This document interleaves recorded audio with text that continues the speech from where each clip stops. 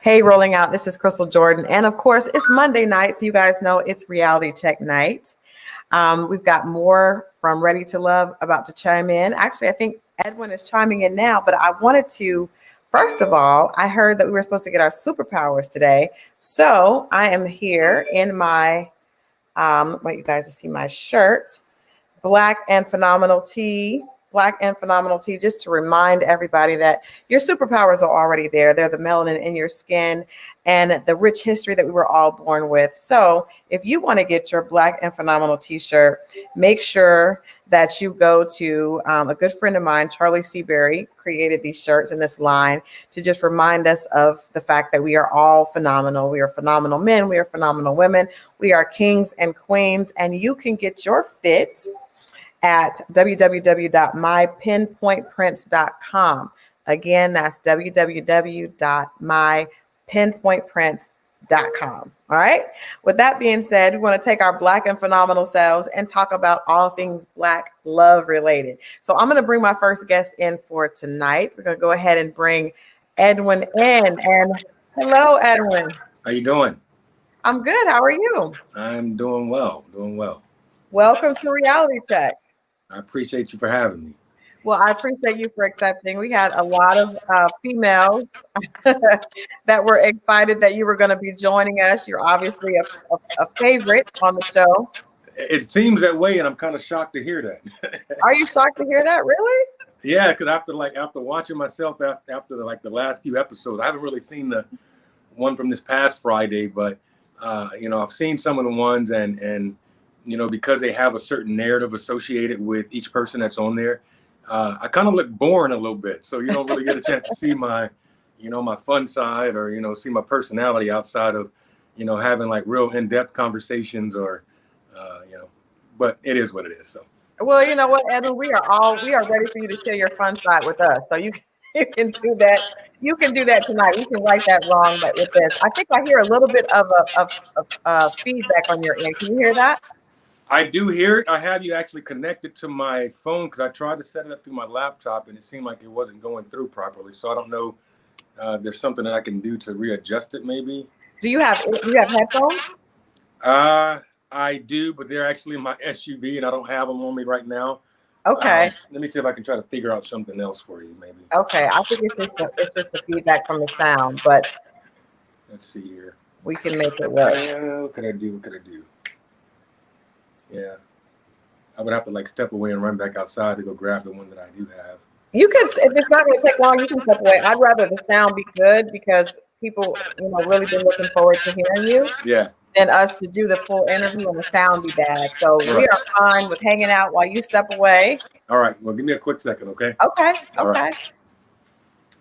Cool beans. So, ladies, I want to make sure you get a chance to hear everything Edwin has to say. I've had a couple of girlfriends hit me up and say that he was their favorite. So I want to make sure I do Mr. Edwin all the justice that we can. So again, I have on my Black and Phenomenal tea. I think this has just been a great year to celebrate just being African-American, being a community that's starting to celebrate and appreciate each other even more. So hopefully you guys will definitely pick up your tea. If you're not buying with the Black-owned business this Christmas, I don't know what you're doing. We need to make sure that we're supporting each other, supporting our community all day long. And that's one of the things I love about Ready to Love is it's a celebration of Black love. So you guys come on in the comments. Come on in. This is Reality Check Night. We're doing back-to-back conversations with Ready to Love castmates. We have Edwin right now, who's just stepped away to get his headphones so that we can make sure we have a clear interview. And then coming up at 8:30, we have Alicia. So I'm excited about these conversations. If you have questions for Edwin, you can put them right down here in the comments, and we'll try to get some of those answered while we get into his dating life and what was going on with Edwin before Ready to Love. I think it's always interesting to see handsome guys that seem to have everything going for them. Same thing with women. It's like, why were you single? What was your issue? What was keeping you from finding love? So let's ask Edwin some of those questions. Let's see if this will work real fast. Uh-oh. You guys hold with us. Technology is an ever-evolving challenge. So hopefully we'll get him back in. Hello, Nikiva. Hi, it's Pacific Haiti. Michael Harris, thank you for joining us. Jeffrey, thank you for chiming in. Happy holidays. Happy holidays to you guys. Anybody have Christmas plans that they want to share? Christmas love plans this year that they would like to share? Share in the comments. Okay. Are you able to hear me a little bit better now, or? I could, yep, that's better. Okay. I think that's better. Okay. Okay. All right. We'll try to make this work. All right. So first of all, Edwin, like you said that you thought that you came off a little bit boring. I don't think women thought that. Yeah. To women that are mature and want a real relationship, sometimes a man that is not necessarily boring, but just a good guy is a good thing. Right. Yeah. Well, yeah. Well, that's good to hear, because I just, I really wish that a certain side of me would have been shown, because there were just a lot of fun moments that I had with the cast members, and I had a lot of people ask me, they were like, "Dude, that's not really you," and I said, "Well, it's me. I just had those moments where I had in-depth conversation with a couple of the ladies, and I think after me being open in regards to my combat related PTSD and things of that nature, then I realized, like, oh, this is a narrative they're going to probably stick with. So it just appears as if that's the only thing that I talked about. And that actually is far from the truth. There was actually moments where, like, even at the moment that you saw, like, all of us at the table having a freestyle session, like, that was, started with myself and another one of our castmates. And but we had a good fun time. It's just, I wish you would have got a chance to see just different aspects of me. I guess that's all. Yeah. Well, I want to ask you, because we did see, I think the conversation about PTSD is a really important conversation. And I think that probably a lot of people out there can relate to that part of you. And I think it sheds some light, because I think this show really starts conversations. And so I'm sure there's other people that have been in the service that have those issues that may not have felt comfortable talking to people about them.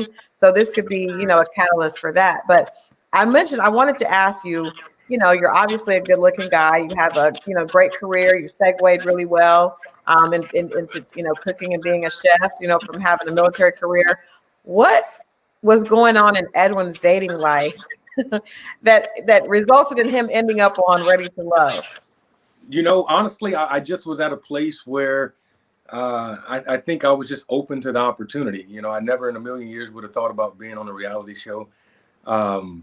Never would have crossed my mind. And then I actually had, I don't know if it was one of their talent scouts or some producer, somebody slid into my DMs on IG about a year ago. And actually they hit me up a couple different times because I hadn't replied. And then at that moment, I thought about it, and I had some buddies of mine that were interested in doing it. So I said, well, since they're applying, I said, well, maybe it won't be a bad idea just to try it out. Mm-hmm. And I figured, I say, with 2020 going the way that it's been, I say, I might as well just step out there and try something different. Whether it be, and I think a lot of times stepping out into those into the unknown, a lot of times can expose you into areas that will actually help you to grow, whether it be a reality show or not. And I can honestly say that being on Ready to Love and meeting some of the castmates and putting myself into an uncomfortable situation, it honestly stimulated a lot of growth in me, and it also allowed me to be able to expose myself in ways that I probably never would have done. I love that. And that is not a boring answer. We love that type of stuff, Edwin. Like real women appreciate that. Yeah, and I think that's the fact that you're very self-aware in that regard. I just want to, like, what were the patterns that you saw in your dating life that you were, kind of dealing with before? Were you in long-term relationships? Were you ready to be in a relationship? What's the dating scene like there in Houston when you're not on television? So, the dating scene here, there's a plethora, and I don't use the word plethora a lot, but there's a lot of women that are out here in Houston, and you have, a wide array of women that you can choose from. But I think with me being in business for myself, and a lot of times people, ladies that you come across, that they want the quality time, and that's perfectly understandable because I'm all about time. But at the same time, understanding the legwork that you have to put into something to be able to make it where you want it to be. And I think that was the difficulty with me, was just coming across that person that really had a good understanding about that. Because I'm going to always make time for the person. And of course, you hear all the time, well, you will make time for what's important, which is true.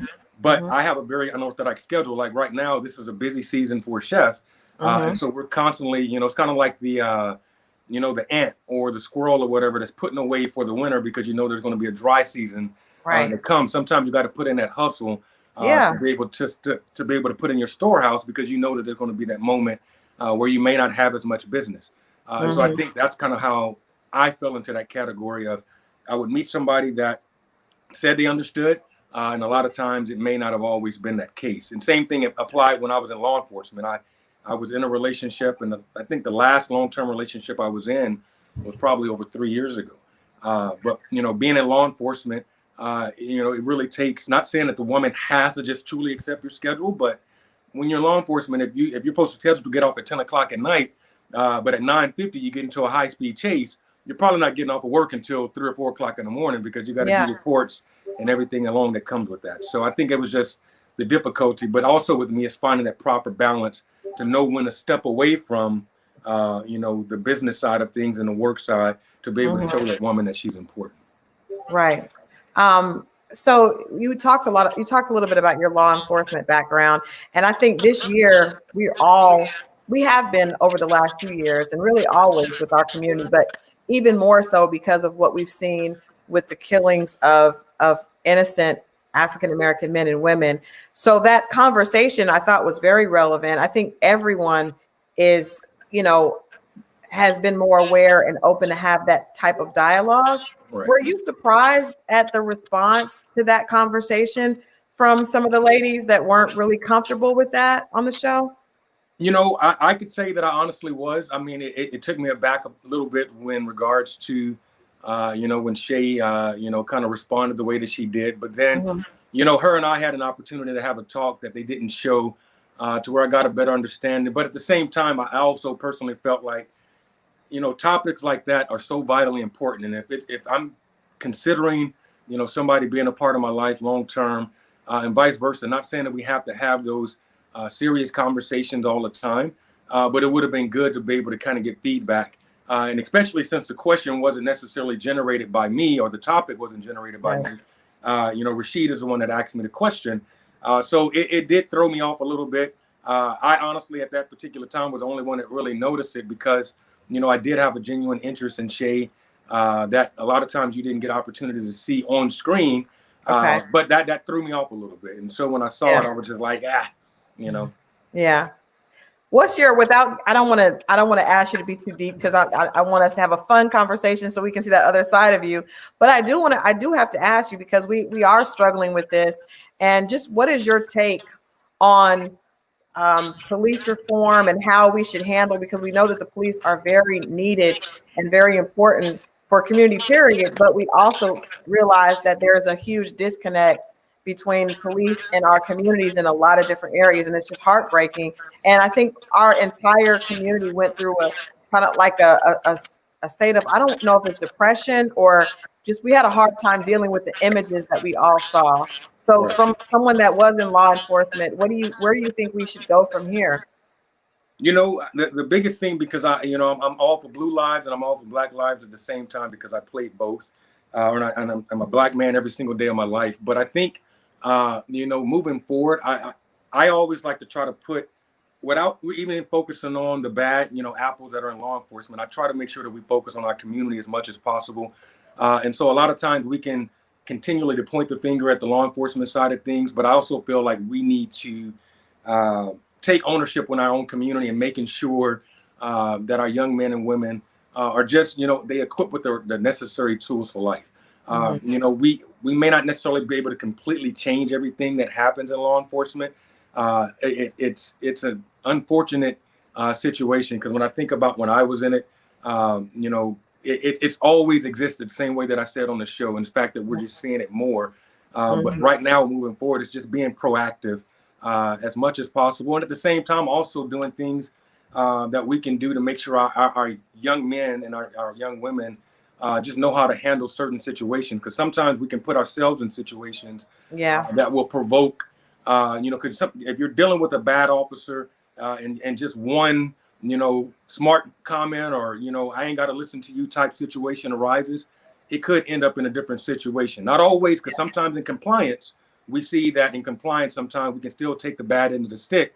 And unfortunately, that happens. But as much as we can do to be proactive to eliminate or to minimize those situations happening, that's what I'm about. It's like you want to come home at the end of the day. So you want to come home. Yeah. Right. I would rather my son or my significant other definitely just complied, even if the officer was antagonizing them, to come home, and then we can deal with that afterwards. But there's numerous cases where that's not even the situation. Right. So I appreciate that feedback, because I do think we have a lot of police officers that are African American that are part of our community and doing the right thing. And we have to remember that they're important and they're out there doing their job. And I'm sure a lot of times that job is very dangerous, but there's just still, issues with that. So we appreciate your service, first of all. Hey, that's no problem. You speak into that. So I want to go back to the show. There was a lot of conversation, like you mentioned earlier, about your PTSD. And you mentioned that you had gone to therapy. And again, that's another topic, another hot button topic that I think our community has really embraced this year. We've seen a lot of people talking about the need for therapy, mental health awareness being such a huge issue that for so long the Black community was not dealing with. How did seeing yourself on the show maybe make you realize that is something maybe that you should? Did you think that that's something that you may want to revisit? Or so I'm gonna be straight up with you. No, I spoke my truth on the show because I felt like it was needed, and I felt like I knew it was going to bring about the response that it did. I've seen so many negative comments in regards to me with PTSD, from I'm crazy, I'm going to, beat somebody in their sleep, all kind of different things or whatever that are associated with it. And I get it, because there are a lot of combat veterans that have done those things, but everybody's PTSD is different. And so as much as I would like to say that, watching myself on the show has motivated me to now go back and seek therapy. One thing that people don't know about me is that I identified certain things that were going on with me. A lot of times the person may not be able to identify that with themselves, and they may need that external person to stop and say, hey, you know what, you need to go seek help. Well, I've been back from Iraq since the war started. So I got back in 2004. So I've been back a great amount of time. And at that time, I realized that I was dealing with things in those first few years of being back. And that's when I went to go seek help. And although I only had that one therapy session, prior to that one therapy session, I had multiple sessions to be able to have it diagnosed. So I actually sat down with a therapist. And so that main one, there was some conversation about things that I could do. And so I got involved in a nonprofit sector, and I started working, helping veterans, serving their communities. And so I could say for me, my therapy happened to be serving the community, serving the homeless, finding different avenues to not really focus on myself, because I wasn't dealing with the same type of PTSD that some veterans had been dealing with. Some of my buddies, had been dealing with just anger to a level that they just couldn't manage, or they couldn't be around, large groups of people. And I happened to be that person that couldn't be in large groups or, different settings for a while, but I eventually learned how to put myself in uncomfortable situations. So in regards to my personal life, I do believe that I do need to go do therapy in regards to like certain things around family, but not in association with my PTSD from the military. Well, I want to go back to when you said a lot of the response. I think that the fact that you're getting that type of response, or that the show is getting that type of response, just proves how much more work we have to do. Because if people are accusing someone of being crazy or some of the other things, because they're acknowledging that they've dealt with things in service to us, that's a problem, right? And so we have to, as a community, continue to educate ourselves on those things so that we're not having that immediate backlash and response.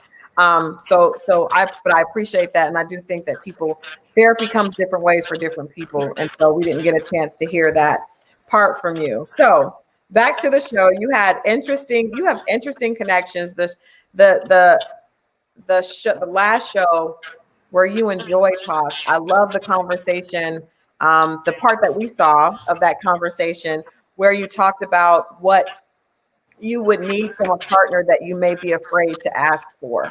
I thought that was, I think every couple should do that exercise, Right. because it was such, I mean, you guys ended up in tears. Watching it was like a really heartfelt moment. I'm texting some, girlfriends while I'm watching it, and we're like, wow, that's a really good question for everyone to ask. Yeah. What was that energy like? Because we saw edited version of it, but asking that, and then can you explain to us a little bit more what that would mean for a woman that you're in a relationship with? What do you need from her in a way that women can understand and kind of connect to what you're saying? So that moment that you all saw, it was a very real moment, and although there were certain things that may have been edited out of there, it was raw, and it was very emotional. And when people ask me the question all the time, was that real emotion? Was that conjured up for TV?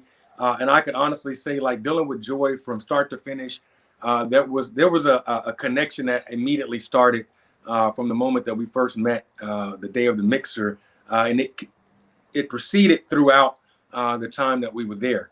Um, I could say the way what it looks like in regards to me answering that question about just being afraid of what the other person perceives about me is just really having that support system, having somebody that's willing to be there, to be a listening ear, but at the same time also make sure that I'm not in a stagnant place, because I believe women have the ability to kind of take not necessarily I'm needing a woman to create me as a man, but I Hmm. believe a woman has a tendency or an ability to be able to elevate and take things to a completely different level, and have a man even think outside of a way that he normally doesn't think. And so, my thing is having that person there that's not afraid to be able to, at the same time, be there with me along my side, but also stimulate me to be able to be better, and to grow, and not be afraid to even check me in certain areas. Like, look, dude, you need to get it together, and let's take this next step to the next area on this journey of life. Right. Great. Love that. Love that. Another question that we saw, it was really interesting, the dynamic with Naya, yourself, and KG. And I've asked, I had a few other of the castmates on, and I asked the guys, like, it was interesting to see them, that you all's response as men to Naya's response to dismissing KG clearly on that one topic, right? That you guys sat around and were like, immediately, regardless of if you felt agreed with him or not, you all had a reaction to her response. We know she was interested in you. She felt like you were a lot more of the type, her type, once she got Right. to know you. What did you think about her response and her interaction with KG? And were you hoping that she would stay around longer than she did after that situation took place? Yeah, so that topic right there, that one was that pulled on my heartstrings a lot, because um, there was a moment, the moment that you all saw when Naya and I had sat down and had breakfast, was that moment where we had just reconnected, Hmm. because of the fact that I went back and I talked with Joy and with Winter about some things that I was just struggling with about being on the show still at that point. So when that moment with KG and her happened, I was shocked. I was kind of hurt when I saw it, because I'm like, dang, I feel bad for KG, because they did have such a great vibe.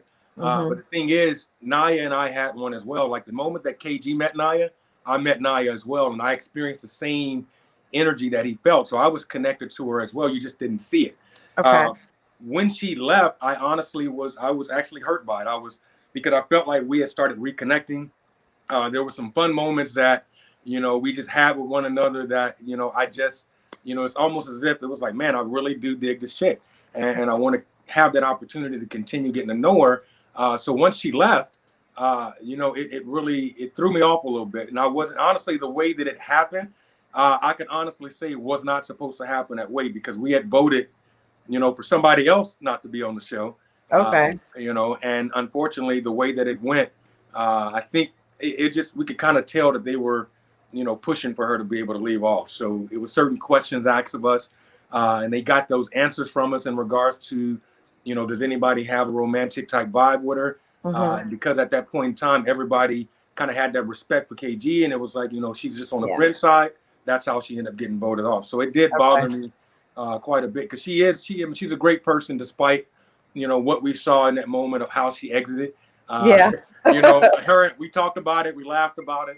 I haven't known Naya an extremely long time, but I do know that in that particular moment, sometimes we can respond in ways that may not have reflected us in the best, whether it be we were trying to save face a little bit, or however we were doing it.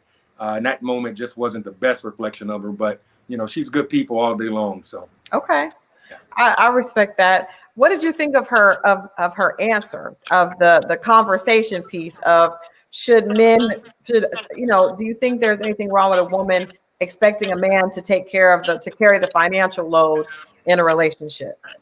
So that particular question, based off of when her and I spoke about it, my answer wasn't too far from KG's if you really go back and listen to it. I think I worded it a little bit different than he did, and so I gave her more of the assurity or that confidence or whatever that he's going to be around. I think I even explained to her whatever, like if I'm with somebody and she's bringing in an income, to me or whatever, if we're contributing to the overall success of this relationship and trying to better ourselves together as a couple and create a legacy, then why not contribute to the overall household? That may not necessarily mean that you're taking care of A, B, C, D, and E, particular bills, but I don't want to be with somebody where they feel like they have to come to me for money all the time. I just think that if you have income coming in, then let's contribute. It just may not be broken down the way that KG kind of put it, to where it's like, hey, you do the light bill, the water bill, this. I mean, if you bringing in the groceries or whatever, Chef gonna get in there and cook it up, because that's all. That's what I'm about. You know what I mean? That's what you're about. It doesn't bother me that she has that mentality. I think she was speaking more so from a perspective of, hey, if I'm at a place where I can't bring in an income, and I think she talked about maybe being pregnant or something, like if she just didn't have the ability to, do I have the assurity that my man is going to be able to make it happen? And I think that's where the disconnect happened, because when her and I talked about this, that you all didn't see on camera, she was like, what? I talked about having multiple streams of income, and she talked about taking that money and flipping it and doing all kinds of different things with it. So it spoke volumes about her, that she wasn't just talking about being a housewife and being at home and not, elevating it to the next level. She talked about, taking care of business and making it happen, however that may be. Well, when a woman here split the mortgage, that made me a little bit trigger. So like you want us to be roommates, like 50-50, it's a little, so I think that was where it was. Yeah, the rhetoric was off with that. If you think about what KG said, there was one part that he said something about filling in the gaps. He did. And when he made that comment about filling in the gaps, I kind of cringed, because I knew, like, I haven't known KG long, but KG's a good dude, love him to death. But that particular part right there, I thought about any woman listening to that part about filling in the gaps would make them feel a certain way, because I look at it like this. If I'm with somebody, my woman can make 6 figures, she can make 7, 8 figures. Even if I'm making only, whatever, less than she is, a woman still wants to have that assurity or whatever of the leadership, the confidence that my man is going to be able to hold it down, even if I'm making less money, because I still feel like there's a level of confidence and a level of manhood that I can present in a relationship, no matter how much money I'm making. It's just about that stance and that position that you take. And I think that little phrase that he used, that threw her off right there too. Yeah, I was aware of that phrase. Fill in the gap suggests that I carry the brunt, the lion's share, and you get in where you fit in. Yeah. Doesn't, but everyone is different. I just wondered what your take on that was. Well, I have enjoyed this conversation. We continue to get comments that you are the MCM of the show for a lot of the viewers. So appreciate y'all. Love y'all. You're doing a great job. Since you are a chef and the holidays are upon us, what is the chef making for Christmas dinner this year? So you know what? The chef actually is going to be taking off. I'm doing a few meals for some families that I'm delivering on Christmas Eve. And so I think a few people put in orders for some lamb chops and some smoked Cornish hens. But I'm not really doing much cooking on this particular Christmas, because I did a lot for Thanksgiving, and I got a lot of stuff. I had a lot of different things going on last week. So hopefully I can just bring my Tupperware bowls to whoever's house, and I can fill it up. I got the old school Tupperware from the 80s. I got some new Tupperware from the 2020s. Well, I have to ask you, since you're not cooking for Christmas, we're going to take that off since you've been working so much. What is your favorite dish? Because I know you got a lot of fans here, and women are wondering, like, what could they look forward to if they got a date with Chef Edwin? What is your favorite dish to prepare? So I could say I love Mediterranean food. Okay. So making something simple as a tabbouleh salad, which is very fresh, fresh ingredients, and doing something like a smoked salmon. I love seafood, prepared various different ways, and I'm a big sauce person. So it depends upon like if I got a butter sauce or something over the top, but something Mediterranean. I would say salmon, Nice. tabbouleh salad. I love lamb chops, so Mary's Okay. little lamb or whatever gets cooked a lot around here. That sounds nice. A nice tabbouleh salad, lamb chops. It sounds very exotic and healthy, yet really delicious. So, But if a woman doesn't cook and she only makes SpaghettiOs or she only knows how to pour a bowl of cereal, right. I can eat that too. So Well, I appreciate it. Thank you so much, Edwin, for joining us. I'm sure you are going to have no problem finding love, regardless of the outcome of the show, because you've exhibited a lot of great qualities that a lot of women are looking for. So hopefully this is a great. I love the fact that you did bring up some things that are important. I think we do need to know more about people that are dealing with PTSD in a number of areas, and just the things that even the conversation, like you just explained about Black Lives Matter, Blue Lives Matter. All these are issues that we need to be talking about. So we appreciate that. And I just appreciate you joining us tonight. hey, I definitely appreciate you, just for giving me this opportunity to come on and chit chat with you. And I will say one thing in regards to what you're saying is that I highly encourage everybody, especially in regards to PTSD, mental health, because the biggest thing is outside of combat, PTSD, we just as a people are dealing with a lot of heavy stuff. And so when I see those comments and different things in regards to me, I want everybody to kind of take, self-reflection and look at themselves and say, okay, how can I, better my mental health, and what can I learn about somebody else that may even be dealing with this? Because I don't want people to run around making assumptions, because there are a lot of veterans that are afraid to speak about the matter because of the things or whatever that come associated with it. And as you can see, I'm a thriving in my business.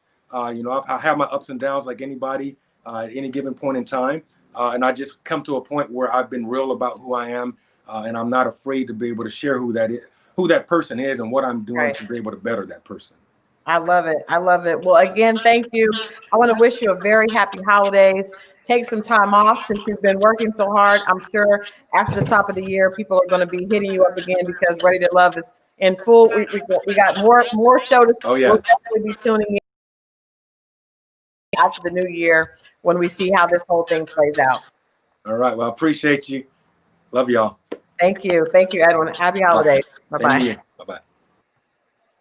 All right, guys. So stay right there. Don't leave. Again, great conversation with Edwin. I'm sure he scored major points with some of the ladies watching today's interview. He actually gave a great interview.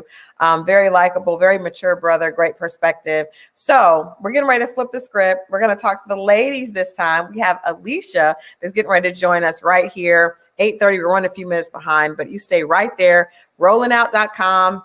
We're coming right back with more from Ready to Love.